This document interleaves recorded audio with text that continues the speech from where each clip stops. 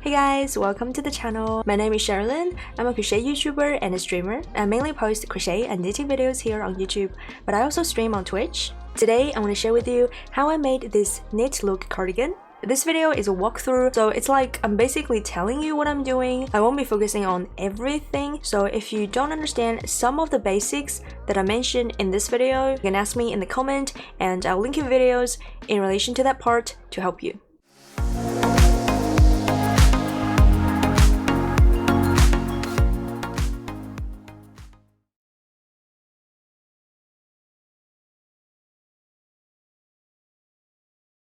For this sweater, I decided to try the set-in sleeve style. So far, I've only made drop shoulder sweaters, and this type of structure is really easy for beginners because there's no shaping on the pieces. It is easy to do, but it also leaves a lot of fabric under the arm. But with set-in sleeves, I won't have this problem, although it does require some shaping. And let's face it, you can't always get the best results by doing it the easy way. And I really wanted to try to make the sweater more tailored, so I spent some time and came up with the pattern. So basically, there's shaping on the front and back panels, and the sleeve cap is also shaped to match the armhole of the body. It's more fitted this way without the extra fabric under the arm. Here I have the back panel. I just did one underarm, the other side is not done yet, but I used it to figure out my front panel. So you just imagine the left side is the same as the right side. And because it's a cardigan, I need two front panels here. The outline of the two front panels is the same as the back panel. For the back panel, I started from here. So I started making a chain that goes from under my arm to the bottom of the cardigan. I'm not really sure about the length, so honestly, I was just winging it here. I didn't want to make this cardigan too long, and I eventually decided on this length. Here I have 40 chains. After 40 chains, I chained one to turn, and then I turned my work in the second chain from the hook. I found its back loop, yarn over, and insert in that back loop.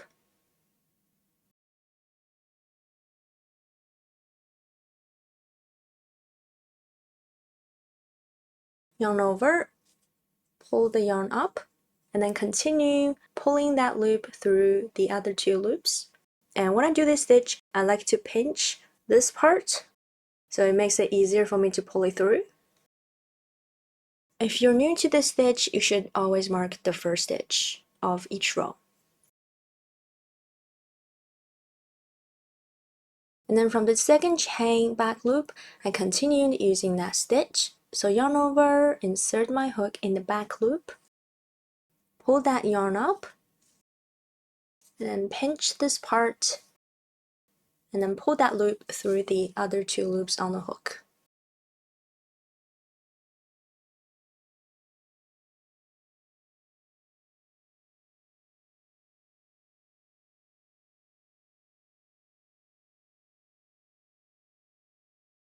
So I did that to the end of the row. Made sure I had 40 stitches, the same as my beginning chain number.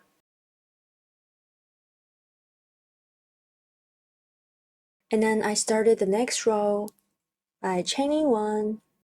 I actually did the ribbing all together. I didn't do it separately. So I wanted this side to be the bottom, which means for row 2, I need to start with the ribbing pattern. So the ribbing is actually very easy. I just worked the same stitch, but I inserted in both of the top two loops when I did that.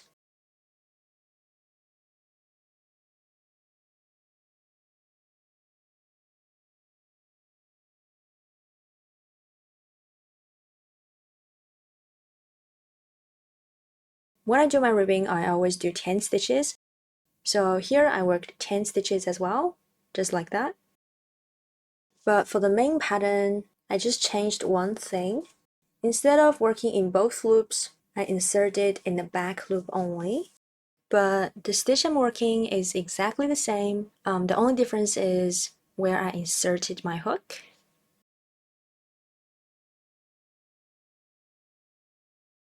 So I did that to the end of the row. The last stitch was marked.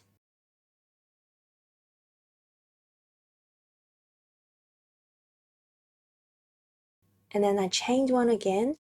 This side is the underarm, so I don't need to do the ribbing. I only need to do it at this end with the tail. So I chained one and turned. Row 3, I started from the very first stitch, worked one stitch into the back loop of each stitch.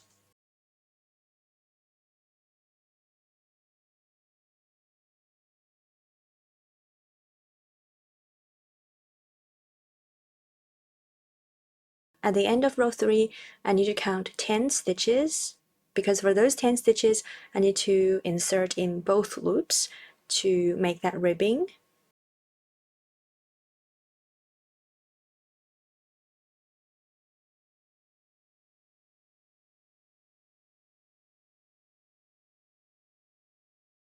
So basically, I just repeated row 2 and 3.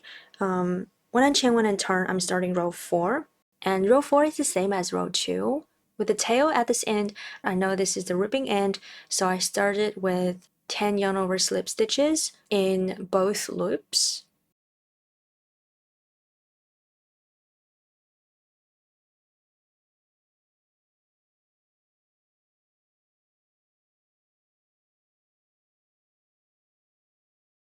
So I followed that pattern and worked to row 6.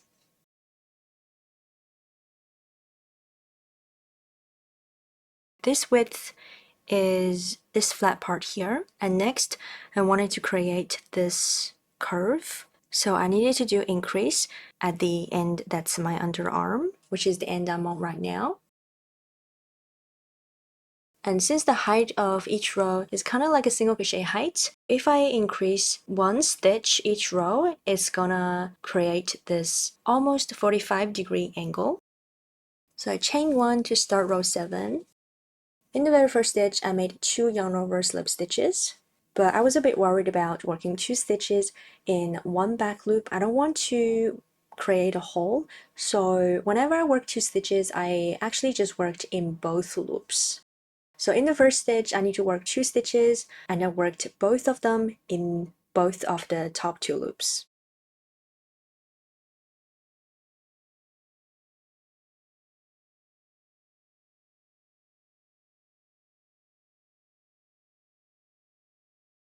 And then for the rest of the row, I just worked 1 stitch in each stitch. I still did 10 stitches at the end in both loops to make the ribbing, so that part didn't change.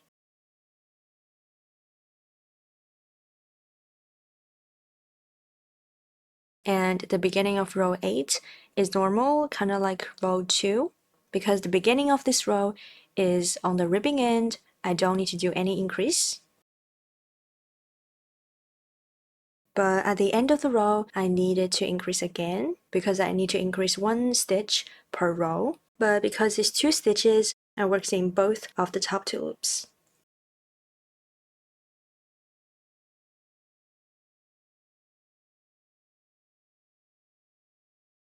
Then I just followed this increase pattern, kept repeating those 2 rows, row 7 and 8, keep increasing, working 2 yarn over slip stitches in the first stitch that's on the underarm end.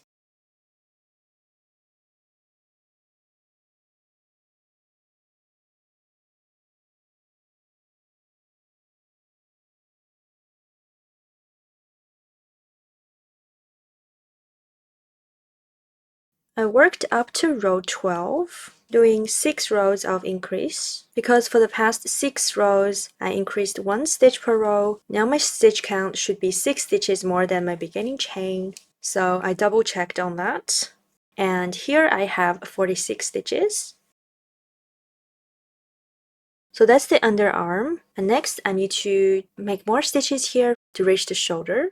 So right after the last stitch, I made a chain. I ended up chaining 20. And then just like I did here, I started this row with a chain 1, and a yarn over slip stitch in the back loop of the second chain from the hook.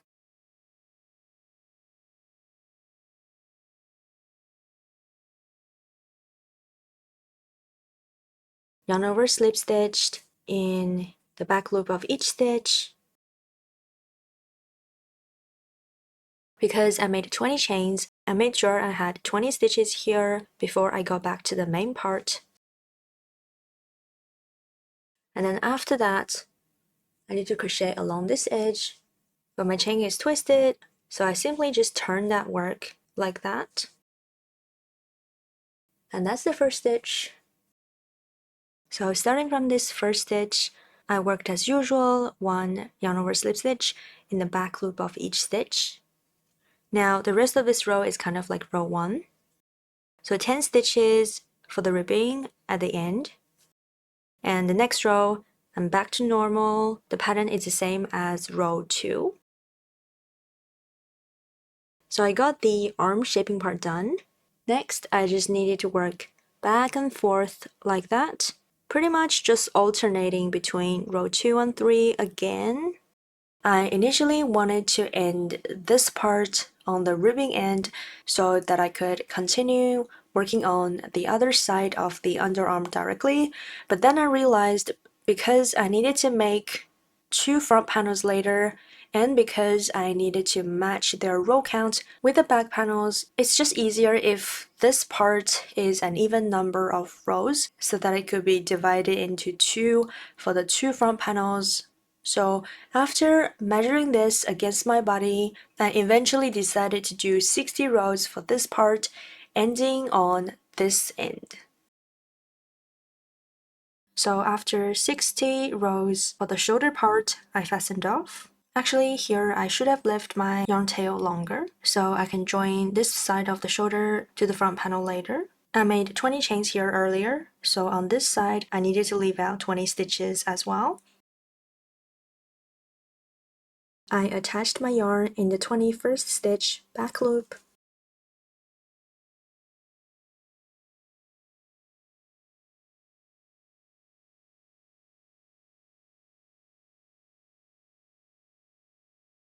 And then started making yarn over slip stitches, one in each stitch. So basically I made this side of the underarm symmetrical to the other side, so I worked 12 rows here, but because I'm working backwards, for the first 6 rows I need to decrease. So the first row I actually need to have 46 stitches. The second row I need to decrease by 1 stitch, so the stitch number of row 2 should be 45. So I worked the second row all the way back to the stitch marker, and then I made a decrease over the last 2 stitches. So this is how I did the decrease. I yarn over, pulled up a loop in the first stitch, and then yarn over again, another loop in the last stitch, and then I pulled the last loop through the other 4.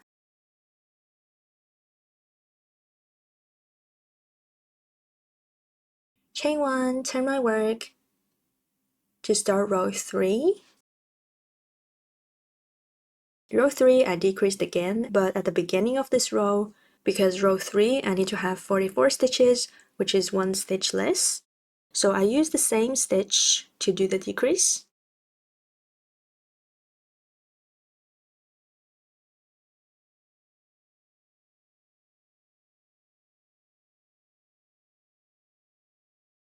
So that's decrease row 3.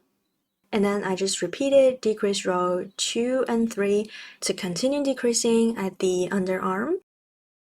So decrease row 3 I had 44 stitches, row 4 I had 43 stitches, row 5 42, and row 6 41. But I need to get my stitch number down to 40, so I decreased 1 more row, which is row 7. So basically decrease row 47, I just repeated the pattern for decrease row 2 and 3. So that's 7 decrease rows, and row 7 I have 40 stitches. I need 5 more rows to make this part a total of 12 rows. So after this, I worked 5 normal rows, making no decrease, just 1 yarn over slip stitch in each stitch. When I fastened off, I left the long tail because I realized I needed to join this side edge with the front panels later.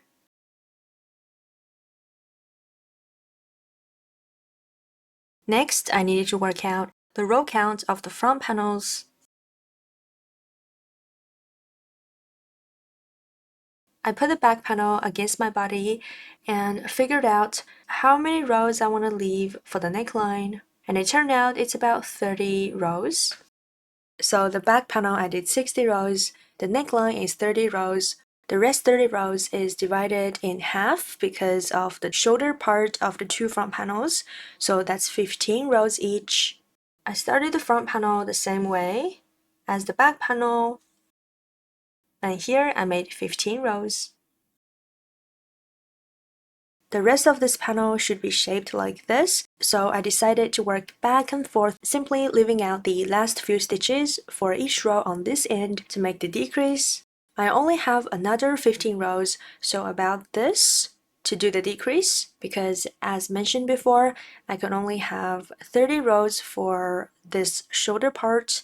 So after some calculation, I decided to decrease 3 stitches every row, which means for every row on this side, I'll skip the last 3 stitches and not work anything into it. By the way, when I counted my rows for this panel, I skipped these rows and started counting from this one. So on row 16, skip the last 3 stitches, chain 1, turn my work. For this row, I need to not work anything in the first 3 stitches as well. But instead of cutting my yarn here, I decided to work slip stitches to move my yarn across without working any stitches because the height of the slip stitch is basically 0. So I insert it in the back loop of those stitches and work the slip stitch in each of them.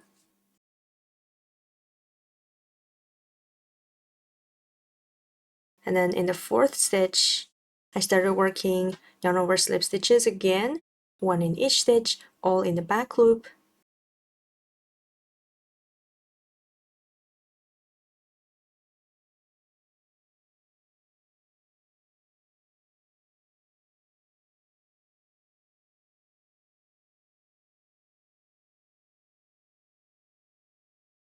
So do that to the last 10 stitches, and then for the last 10 stitches, I insert it in both of the top 2 loops to make the ribbing as usual. So when I work row 18 and come back to this side, I did the same thing. I left out the last 3 stitches. I didn't work anything in them. And then the chain 1. This is row 19. It's the same as row 17. So I slip stitched in the first 3 stitches.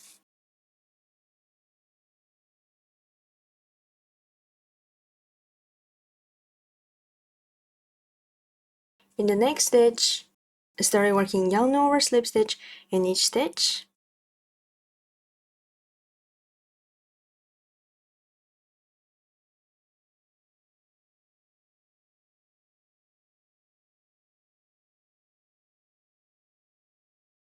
So I followed this pattern, skipping 3 stitches every row to create this kind of shape. So I continued decreasing like this until I have 30 rows altogether, with the first row being this one. So starting from the shoulder here, 2 rows, 4 rows, 6, 8, 10.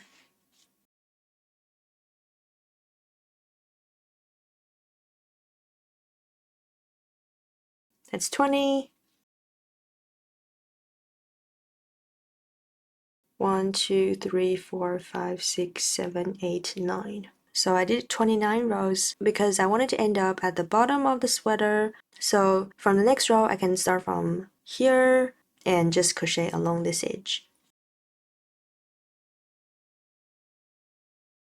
So I worked in this stitch marker and then continued working in each of the next 3 yarn over slip stitches.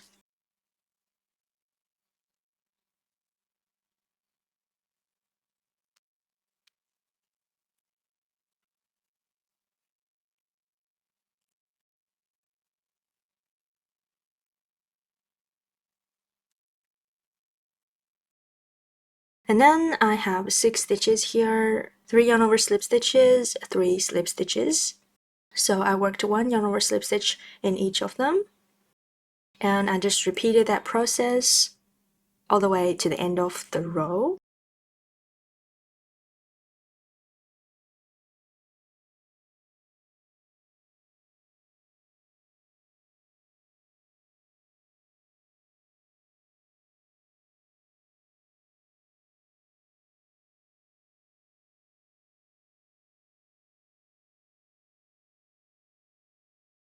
When I finished this row, I happened to be at the shoulder, and I also had my yarn, so I actually just joined this shoulder part with the back panel. I know I have 15 rows for this shoulder, so I joined it with the first 15 rows of the back panel as well. So I joined the 15 rows of each panel together by working a slip stitch in each row.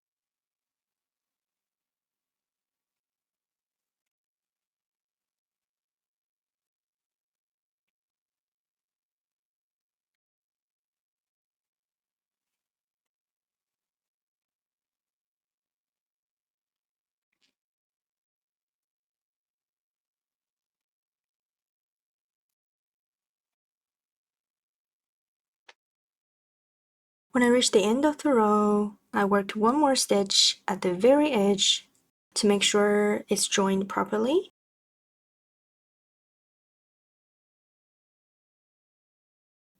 And then I fastened this off.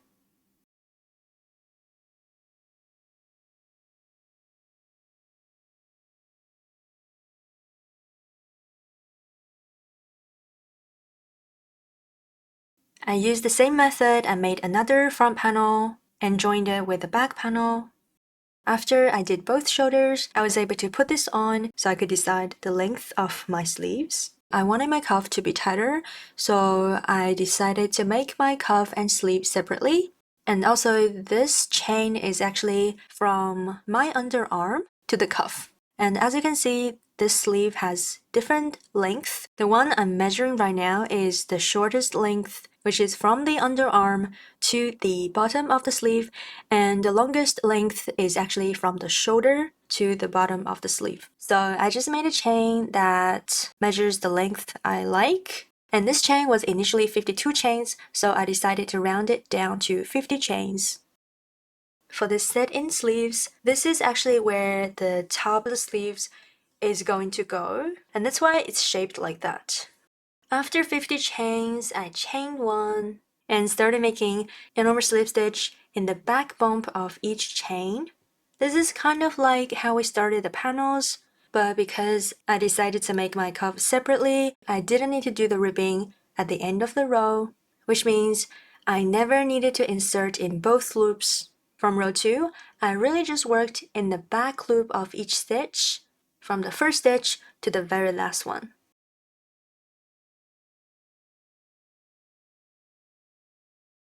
So this is the final shape that I came up with. It's not perfect, but I think this is fine. This is the first half. The other half is just this flipped. And this shape is done by adding stitches to some of the rows. To achieve this kind of shape, the enquiries didn't really follow a pattern. I managed to create this shape mainly from experimenting and a little bit from my past experience. So as I was creating this pattern, I wrote it down, but it's not as neat, so I converted it to a chart. This is the increase pattern. I have 25 rows, and this is the stitch count. When there's an increase, I wrote down where the increase is at. The increase only happened at one end, the other end is just the cuff, so there was no increase there. And that's why some of the increases happened at the beginning, some at the end of the row. When it says beginning or the end, it literally means the very beginning and the very end. For the increase, sometimes I increased one stitch, sometimes the curve needed to be steeper, and for those I increased 2 stitches. So I wrote everything down here. When the increase is 1 stitch, I simply just worked 2 yarn over slip stitches in 1 stitch at the end of the row. So for example, you can see row 4, I need to increase 1 stitch at the beginning of the row. So when I finished row 3, I started row 4 with 2 stitches in the very first stitch. But just like before, because it's 2 stitches in 1 stitch, I didn't want to create a big space, so I worked both stitches in both of the top 2 loops. And then worked as usual from the next stitch. And because I wasn't working the cuff with the sleeve together, I didn't need to do the ribbing part here. When the increase position is at the end, I just increased at the end of the corresponding rows. And when it's increased by 1 stitch, I just increased in the same way. This is not actually complicated. I was just making sure I increased on the same side.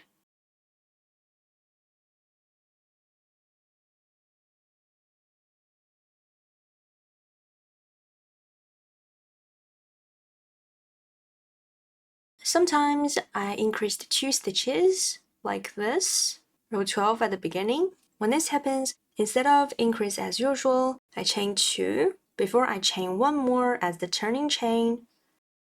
And then I work 1 yarn over slip stitch in each of these 2 chains. So 2 yarn over slip stitches.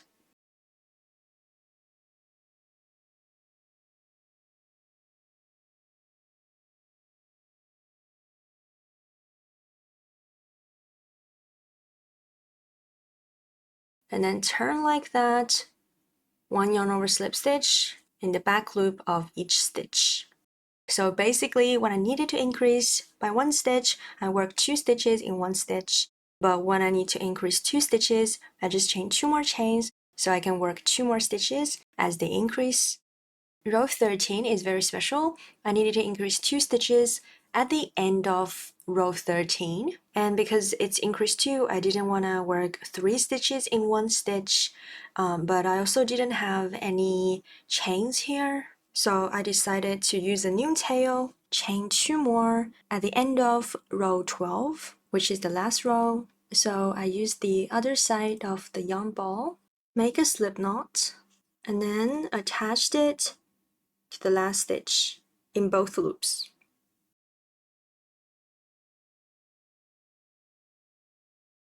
I chained 2 and then fastened off, so that at the end of row 13 I actually had 2 more chains to work into.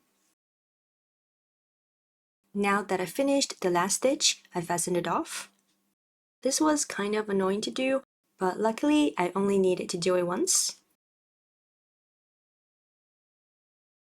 Row 14, I needed to increase 2 stitches again at the beginning, so I did the same thing here as I did for row 12.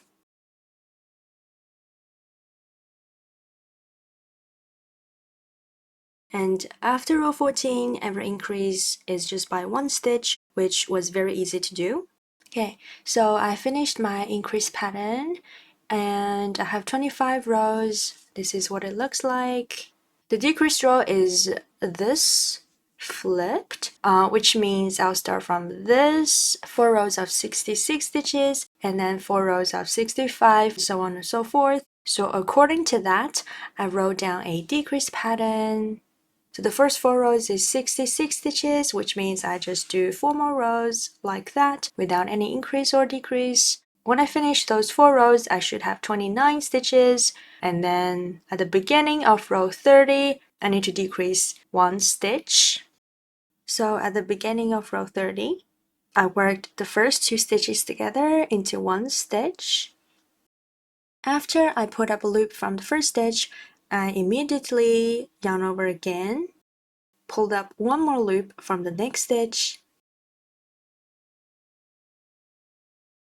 and then pulled that loop through all 4 loops on my hook.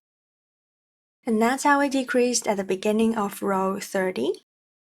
And then this is the first row that has 65 stitches. I have 3 more rows with the same stitch number, so for those 3 rows, I just worked 1 stitch in each stitch, no decrease. And row 34, I need to decrease 1 more stitch at the beginning of that row, and that's the same as that one. Row 35, decrease 1 more stitch, but instead of decreasing it at the beginning, I did it at the end. Same method to decrease, but just do it at the end.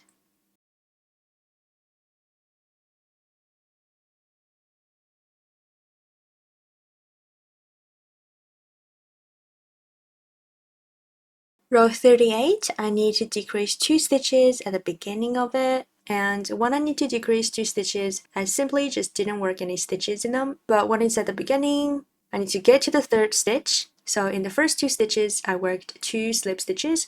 This is very similar to how I decreased for the neckline on the front panels. So I insert in the back loop and slip stitch. Did that for the first 2 stitches.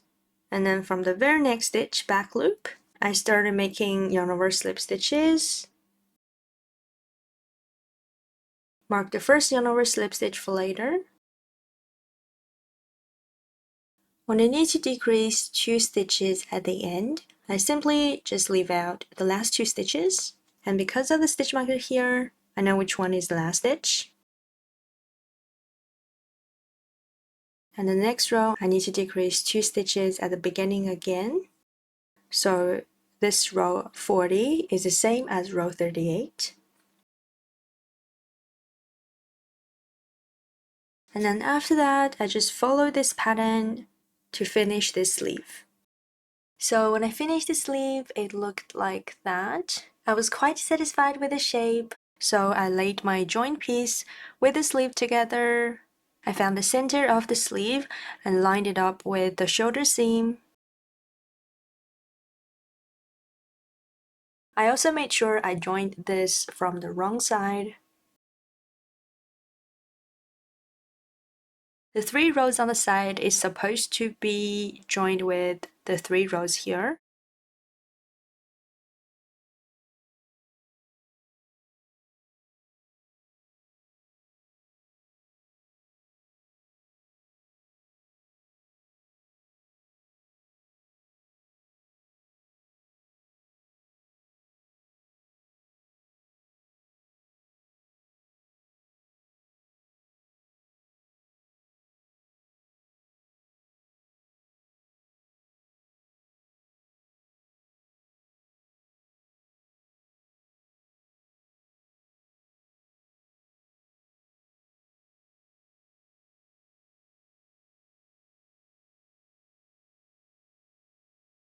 And the rest of the edges didn't really match stitch to stitch, which was by design, so I used stitch markers to help me with this part.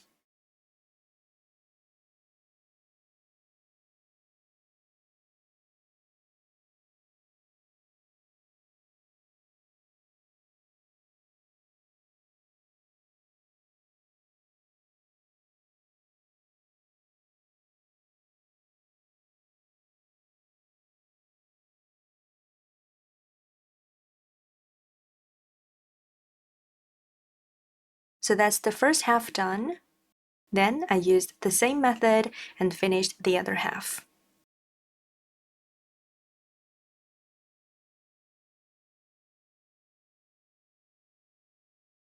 The next step was to sew up the side seam.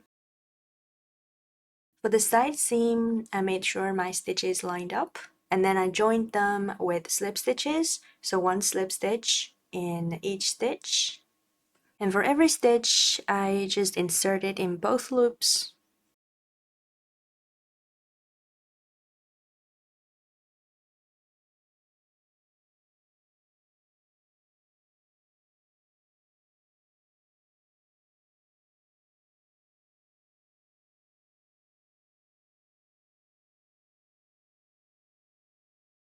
And then when I got to the bottom of the sweater, I just fastened off.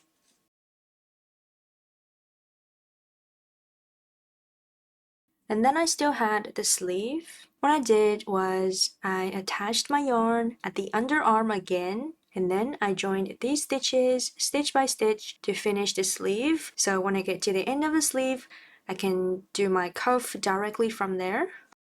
Again, I had to make sure the stitches match, so I counted from the end of the sleeve.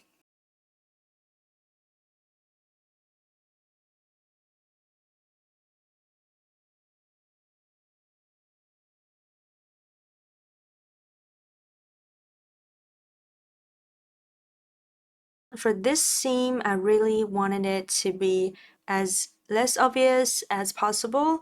So instead of inserting both loops, for the first edge, I actually inserted in the front loop only, which is this one. So front loop and then both loops. I did that for every stitch.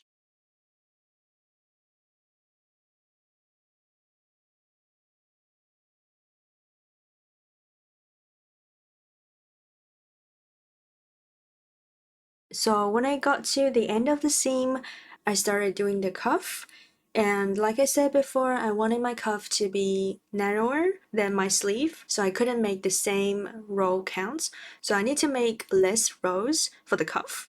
Using the front panel bottom ribbing, I figured out I need about 35 rows to make the cuff size I want. My sleeve has 50 rows, and then I did the math. So basically, from 50 rows to 35, I need to turn every 10 rows to 7 rows. And before I worked my cuff straight away, I actually worked one round of single crochet so that later it's easier for me to work my cuff. So that means for every 10 rows, I need to work 7 stitches on top of them. Did some math in my head. This is what I eventually came up with. So I'm gonna do 1 stitch, do a decrease 2 together, 2 stitches, decrease 2 together, 1 stitch, decrease 2 together. So normally I do 1 stitch for each row, but because I'm doing decrease, that means when it says decrease, I need to work 1 stitch over 2 rows. So that's the seam, that's the first row. I chained 1 and worked a single crochet in it.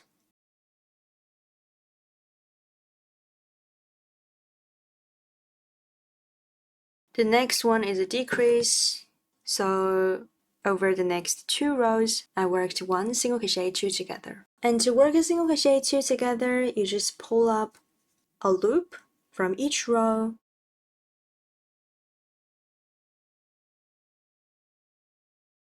and then yarn over, pull through 3. So that's a decrease. Next row, work 1 single crochet on top of it, and next row 1 single crochet again.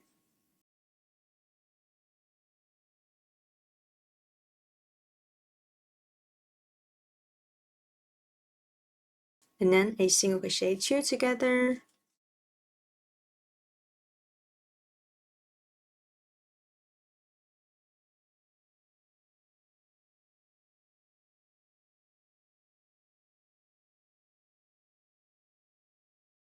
Next row, single crochet, and then a decrease 2 together.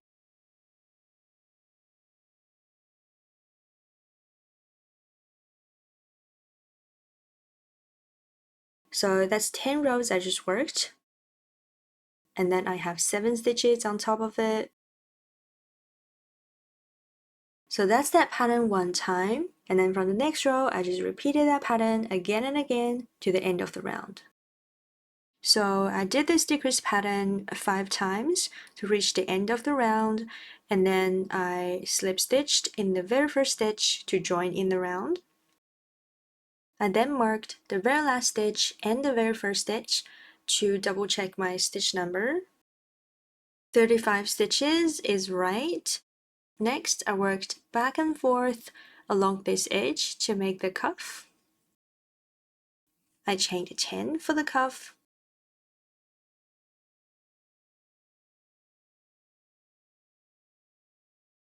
That's the length of the cuff. And then I chain 1 to turn. From the second chain from the hook, I started making yarn over slip stitches. working one stitch in the back loop of each chain.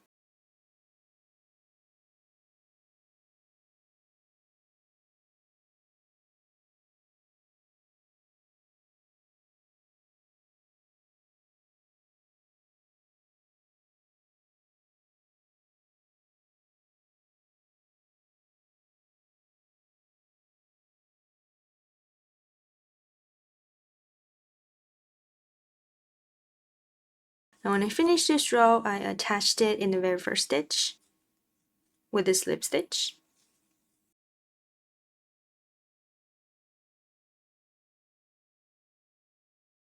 And then I worked a slip stitch in the very next stitch to begin the next row. Turned my work. From the very first yarn over slip stitch, worked a yarn over slip stitch in each stitch.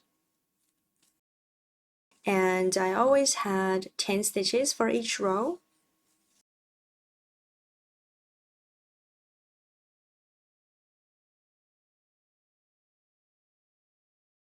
And then at the end of the row, I chain one and turned my work. By the way, it didn't really matter which way to turn, so I just did it the easier way. And then for this row, from the very first stitch, I started making yarn over slip stitches again, and because this is the cuff, I worked in both loops. Sometimes it's hard for me to tell if I should work in the next stitch, so I just counted the stitch.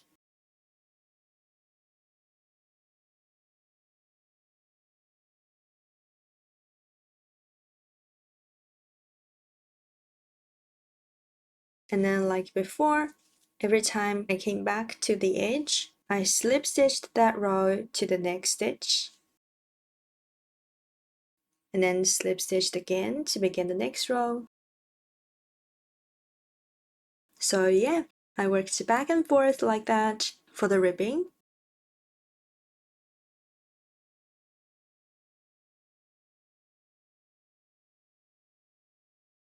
When I got to the last stitch of the round, I made sure I had 35 rows before I joined the last row to the first one.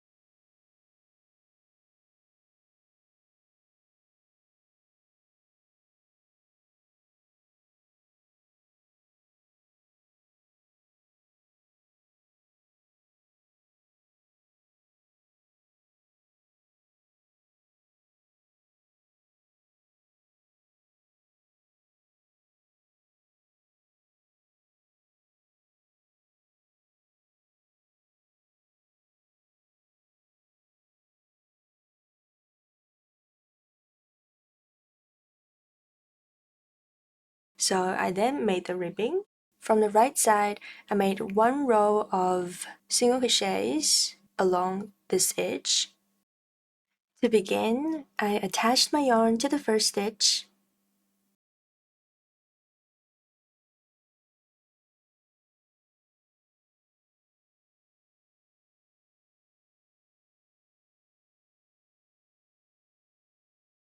And then in that stitch, I made my first single crochet. And then from the next stitch, one single crochet in each stitch.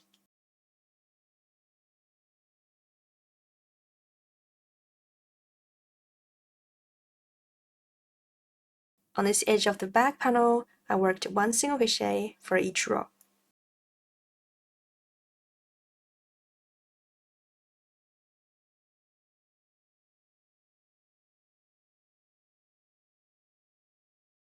So this first row is really just to separate the main panels with the ribbing, which I'm about to do. So I chain one and turn. Then I just used this pattern for the ribbing here. From the very first stitch, I started making yarn over slip stitches in both loops of each stitch.